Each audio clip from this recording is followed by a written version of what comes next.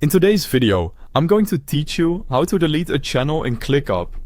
If you want to keep your ClickUp workspace organized and remove a channel you no longer need, this process is very simple and only takes a moment. Just make sure you're deleting the correct channel, because once it's removed, it will no longer appear in your workspace. To begin, open ClickUp and go to your workspace. This is the main area where all of your team spaces, tasks, and communication tools are organized. Once you're inside the correct workspace, direct your attention to the left-hand sidebar. In that sidebar, look for the Channels section. This is where ClickUp lists the channels available in your workspace. Take a moment to find a specific channel you want to delete. It's always a good idea to double-check the name before moving forward, so you don't remove the wrong one by mistake. Next, open the channel you want to delete.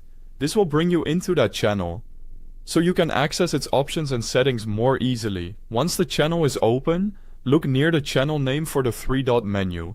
This menu contains additional actions related to that channel. Click the three-dot menu and then look for either Channel Settings or the Delete Channel option, depending on what appears in your version of ClickUp.